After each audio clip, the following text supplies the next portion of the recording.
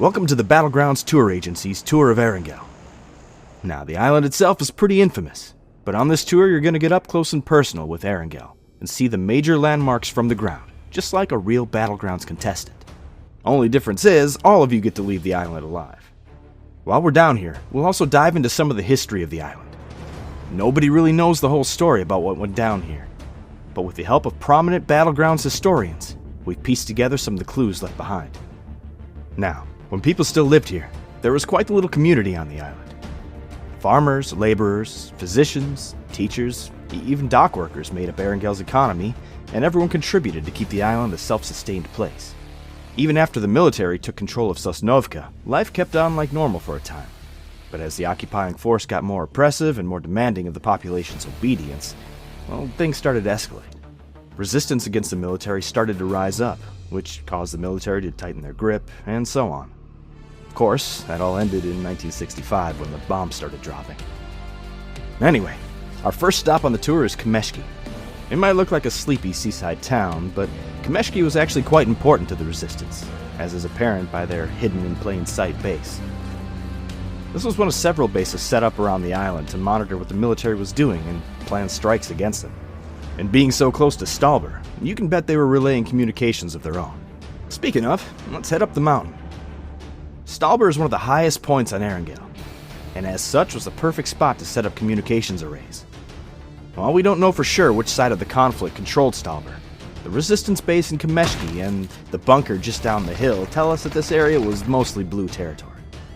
They even flew the flags of their enemy down here to help throw them off their trail. This here is Erangle's infamous crash site. It's nothing compared to that aircraft graveyard down on Sosnovka, but it being so out of place is exactly what makes it interesting. Nobody's quite clear on how the plane went down, but these things don't really have a habit of just falling out of the sky by themselves. And that was before flight data recorders were widely used, so we might never know what took her down. But she's part of the island now, and part of the tour. George Bull was a priority for the occupying force, as it housed a large portion of Erangle's population, and was the island's most prominent port, with shipping containers full of supplies from the mainland arriving every week. They set up base in the north of the city and put its jail to good use once the blue flags started flying around. Some of you noticed the cameras around. Those are a more recent addition to make sure none of the Battlegrounds action is missed. They get replaced pretty often with all the bullets flying around. Speaking of surveillance and bullets flying, that mountain outside of Gatka was a prime place to set up surveillance, or even a sniper nest. It's a pretty safe bet that the resistance was up there keeping an eye on the Red Eye. And that's it for the first leg of our tour. We'll spend the night here in Gatka and start up first thing in the morning. Just remember, the crew does a great job of cleaning up after a battleground, but if you happen to come across a weapon, just assume it's loaded and alert one of your guides immediately. Last thing we need is to cut the tour short to rush someone back for medical attention. The rest of the night is yours. If you're enjoying the tour, be sure to give us a 5-star review and tell your friends that it was the Battlegrounds Tour Agency that helped you explore the Battlegrounds like never before. Good night.